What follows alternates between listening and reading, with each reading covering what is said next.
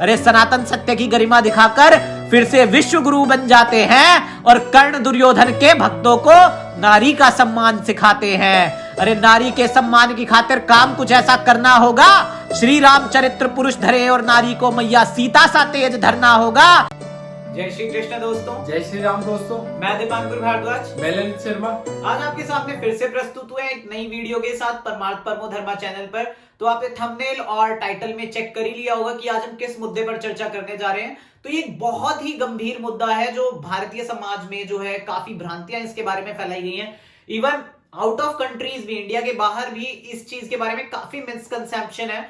तो हमें जो है काफी क्वेश्चंस आते रहे हैं। This is one of the biggest reason why we started this channel, क्योंकि हमें इस तरह के क्वेश्चंस आते रहते थे कि इस टॉपिक पर, मेंस्ट्रुएशन के टॉपिक पर कोई वीडियो बनाइए, क्योंकि मेंस्ट्रुएशन एक बहुत ही बड़ा टैबू बनकर सामने आया है हमारे समाज में और अन्य समाज में भी। तो ये जो सनातन धर्म है ये कोई भी कार्य इलॉजिकल नहीं करता है। ये इसके पीछे, हर कार्य के पीछे कोई ना कोई लॉजिक होता है। तो हमारे समाज में कहा जाता है कि पूजा नहीं करनी है, कोई जो है शास्त्र नहीं पढ़ना है, कुछ नहीं, कोई ग्रंथ नहीं पढ़ना है, ऐसे टाइम पे मंदिर में नहीं जाना है, किसी धार्मिक स्थल पर नहीं जाना है। तो ऐसा क्यों है? आज इस मुद्दे पर हम लोग चर्चा करने आए हैं और जो क्वेश्चंस आपने पूछे थे उनके आज हम आंसर यहाँ पे करेंगे। जैसे कि काफी फीमेल्स ने हमसे पूछा कि इस टाइम पर हमें कोई भी ग्रंथ नहीं पढ़ना चाहिए या पूजा पाठ नहीं करना चाहिए, मंदिर में नहीं जाना चाहिए, किचन में नहीं जाना चाहिए या किसी मेल को टच नहीं करना चाहिए, क्या हमें अलग ही रहना चाहिए इस टाइम पर? तो ये कुछ क्वेश्चंस है। तो ऐसा है कि जो पुराना टाइम था वहां पे जॉइंट फैमिलीज हुआ करती थी और इस समय बहुत ही ज्यादा पीड़ा में कोई नारी होती है। जब ये पीरियड्स चल रहे होते हैं तो बहुत ही ज्यादा पीड़ा में नारी होती है। तो उस टाइम पे जॉइंट फैमिली हुआ करती थी। उस नारी को एक अलग कंफर्ट जोन देने के लिए उसको अलग रखा जाता था कि वो अलग बैठ जाए, क्योंकि जब इंसान पीड़ा में होता है तो उसको, उसका स्वभाव थोड़ा चिड़चिड़ा हो जाता है। तो इन चीजों को मद्देनजर रखते हुए उनको अलग रखा जाता था। ऐसा नहीं था कि वो अपवित्र हैं, क्योंकि हम सबको नारायण ने बनाया और ये एक नेचुरल प्रोसेस है। ये एक नेचुरल प्रोसेस है कि जैसे जो स्त्रियों को रक्तस्राव होता है इस समय में, तो एक नेचुरल प्रोसेस है। कोई ऐसा नहीं है वो अपवित्र हो रही है या है। रक्त की 4 बूंदों से कोई अपवित्र नहीं होता। अगर ऐसा है तो फिर हमारी ह्यूमन बॉडी पूरी की पूरी अपवित्र है, क्योंकि हमारी पूरी बॉडी में ब्लड फ्लो कर रहा है। अगर रक्त से अगर कोई इंसान अपवित्र होने लगे तो फिर तो पूरी बॉडी अपवित्र है, पूरी बॉडी में फ्लो कर रहा है रक्त। तो ये चीजें बहुत गलत है, अवधारणाएं गलत बनाई गई हैं। तो उनको एक कंफर्ट जोन, क्योंकि कहा जाता है कि ऐसे टाइम पे मूड स्विंग्स आते हैं काफी ज्यादा, तो चिड़चिड़ापन हो जाता है। तो उनको कंफर्ट जोन प्रोवाइड करने के लिए और ऐसे समय पे कोई कार्य ना करना पड़े, तो ये this was one of the biggest reason कि उनको अलग रखा जाता था।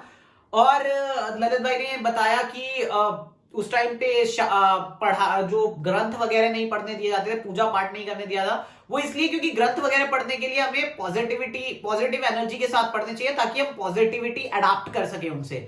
लेकिन ऐसे टाइम पे हमारी जो मानसिकता होती है काफी, जब पीड़ा में होता है, चाहे वो लड़की हो चाहे लड़का हो, अगर मेरे को चोट लगी है और मैं पीड़ा में हूं तो मैं कोई चीज उतने फोकस के साथ, ध्यान को केंद्रित करके नहीं पढ़ पाऊंगा। और इस समय में हम दोनों की तरफ से, हम सभी की तरफ से सल्यूट है कि इतना जो है, इतना पीड़ा सहन करने के बाद भी नारी जो है काम करती है, जो है घर में खाना बनाती है, किचन में जाती है। अगर कोई इस टाइम पे काम कर रही है तो उसको सल्यूट करना चाहिए, ना कि उनको ये कहना चाहिए कि वो अपवित्र हैं, लिटरली, राइट। तो ये चीजें बहुत ही गलत है। और नारी एक शक्ति का स्वरूप है, वो कभी अपवित्र नहीं हो सकती, ठीक है। क्योंकि हम जहां से, वो रक्त भी वहीं से निकल रहा है जहां से इस सृष्टि की उत्पत्ति हुई है, राइट।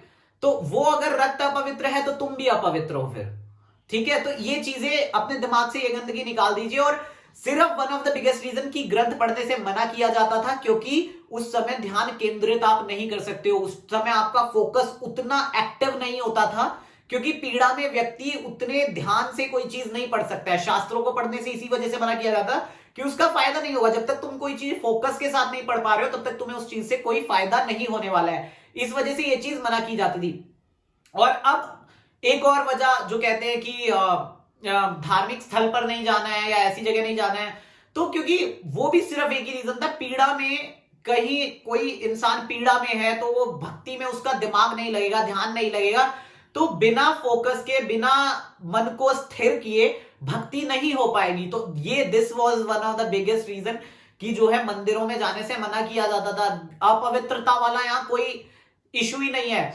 तो अगर ये अपवित्रता वाला अगर हम मुद्दा उठा रहे हैं, तो पाइल्स के पेशेंट्स को भी रक्तस्राव होता है, क्या वो मंदिर नहीं, उनको मंदिर जाना ही नहीं चाहिए? तो ये तो बहुत ही एक बेफिजूल की बात हो गई, एक फिजूल की बात हो गई कि अगर रक्तस्राव हो रहा है बॉडी से तो मत जाओ। ये तो एक फिजूल की बातें जो है हमारे समाज में फैलाई गई हैं। ऐसा कुछ नहीं था। हिंदू धर्म में जो सनातन संस्कृति में जो बताया गया है वो इन्हीं इस वजह से बताया गया था क्योंकि उस टाइम पे पीड़ा में फोकस करना मुश्किल होता है और भक्ति बिना फोकस के नहीं की जा सकती। जब तक तुम्हारा मन स्थिर नहीं है, ना तुम ज्ञान प्राप्त कर सकते हो, ना तुम भक्ति कर सकते हो। उसके लिए मन का स्थिर होना आवश्यक है। तो this was one of the biggest reason कि जो है सनातन संस्कृति में यह मना किया गया था कि ऐसी जगह नहीं जाना, वैसी जगह नहीं जाना। प्लस ट्रैवल करने से इसलिए मना किया जाता है क्योंकि उस समय खतरा होता है कि मतलब वस्त्र जो हम धारण करते हैं उनको शुद्ध रखना चाहिए।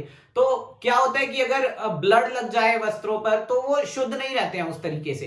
तो ये भी एक बिगेस्ट रीजन था, one of the biggest reason कि उस समय पे ट्रैवल करके कहीं जाने से मना किया जाता था। क्योंकि पीड़ा में ट्रैवल करोगे, अगर मुझे भी चोट लगी है तो मैं ट्रैवल करूंगा तो मुझे और चोट लगने का खतरा रह सकता है क्योंकि मैं उस समय पहली दर्द में हूं और मैं फिर इधर उधर जा रहा हूं तो वहां पे मैं ठीक से कार्य नहीं कर पाऊंगा। तो दीज वर द रीजंस कि ये कहा जाता है। पर आज की जो नारी है वो बहुत स्ट्रांग है।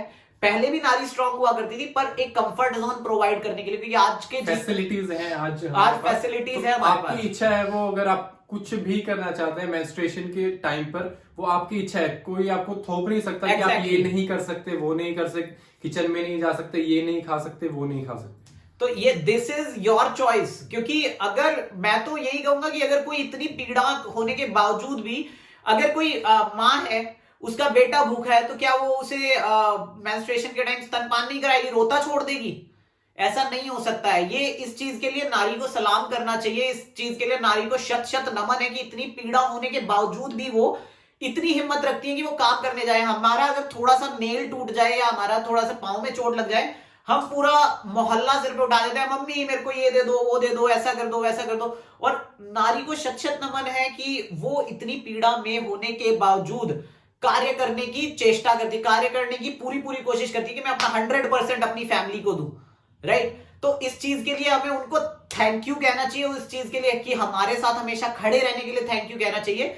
तो इस चीज के लिए, ना कि इन चीजों के लिए उन्हें अपवित्र कहना चाहिए। तो जो भी इस तरह की मानसिकता के जो लोग हैं, जो नारी को बोलते हैं कि कुछ रक्त की 4 बूंदों से अपवित्र बता रहे हैं, उनकी मानसिकता को मैं जो है एक बहुत ही गिरी हुई मानसिकता का लोग बताऊंगा। क्योंकि इस तरह की अगर तुम कह रहे हो कि रक्त की 4 बूंदें अगर किसी स्थान से निकल रही हैं तो अपवित्र हो गए, तो तुम भी उसी स्थान से, पूरी सृष्टि का जन्म हुआ है, तुम भी उसी स्थान से आए हो, तो तुम भी अपवित्र हो फिर। राइट? तो ये बातें हमेशा अपने ध्यान में रखकर चलिए और हमेशा स्त्री का सम्मान कीजिए, नारी का सम्मान कीजिए, क्योंकि वही एक शक्ति है जिससे ये सृष्टि चल रही है। तो हमेशा ध्यान रखिए और हमारे साथ प्रेम से कहिए जय श्री कृष्णा, जय श्री राम। दोस्तों, टिल द नेक्स्ट वीडियो। अब गौ माता की दयनीय दशा न होगी, हत्यारों से हिंदू टकराने वाला है। अरे इन आस्तीन के सांपों से कह दो जरा संभल जाए, कान्हा फिर से कालिया मर्दन करने वाला है। अरे जग तो खुद ब खुद सुधरेगा, स्वयं में संस्कारों की अलख भला जगाओ तुम। सनातन संस्कृति की भव्यता विश्व को फिर दिखलाओ तुम। अरे स्वार्थ को त्यागो, करुणा से भर जाओ, कृष्ण रस दिखलाओ तुम। और परमार्थ परमो धर्मा एक स्वर में समग्र विश्व को सुनाओ तुम। अरे परमार्थ परमो धर्मा एक स्वर में समग्र विश्व को सुनाओ तुम।